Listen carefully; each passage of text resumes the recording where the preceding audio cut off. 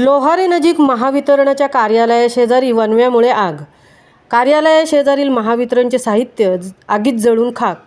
पोलादपूर तालुक्यात वणव्यामुळे आगीच्या घटनांमध्ये वाढ झाली असून गेल्या काही महिन्यात ओंबळी येथे घराला आग लागून नुकसान झाल्याची घटना, त्यानंतर पळचिल ग्रुप ग्रामपंचायत हुंबारकरवाडी येथे गुरांच्या गोठ्याला आग लागून 6 ते 7 जनावरांचा होरपळून मृत्यू झाल्याची घटना ताजी असतानाच आज बुधवार रोजी दुपारी 12:30 वाजताच्या सुमारास लोहारे सावित्री नदी तीरावर महाराष्ट्र राज्य विद्युत वितरण कंपनी मर्यादित तुर्भे बुद्रुक या महावितरण कार्यालयाशेजारी वणव्यामुळे आग लागून महावितरणाचे जुनाट साहित्य जळून खाक झाले आहे.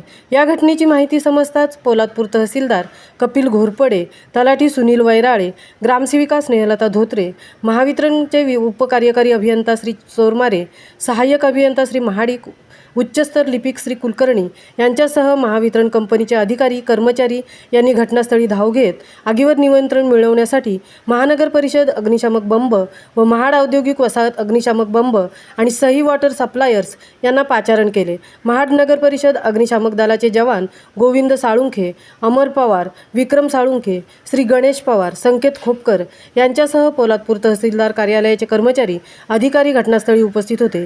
याचबरोबर महाड औद्योगिक वसाहत अग्निशमन यंत्रणा येथील उप अग्निशमन अधिकारी सुनील मोहिते, अ.व्ही. साठे, श्री साळुंखे, पियुष पाटील, चालक यंत्रचालक कालेकर यांनी आगीवर नियंत्रण मिळवण्यासाठी कसोशीने प्रयत्न केले आहेत. सदर प्रसंगी ज्येष्ठ समाजसेवक दशरथ उतेकर यांच्यासह परिसरातील ग्रामस्थांनी धाव घेत मदत कार्य केले आहे. सदर आग आटोक्यात आणण्यासाठी अग्निशमक दलाला सुमारे 4 तास कसरत करावी लागली. दरम्यान वारंवार लागणारे वणवे आणि यामुळे वन्यजीव प्राणी, पशुपक्षी यासह स्थावर जंगम मालमत्तेचे होणारे नुकसान यासाठी वणवे रोखणे गरजेचे बनले असून वारंवार लागणारे वणवे रोखण्यासाठी जनजागृतीसह समाज परिवर्तन होणे गरजेचे बनले आहे. महामुंबईसह धनराज गोपाळ, पोलादपूर. मगाची चालू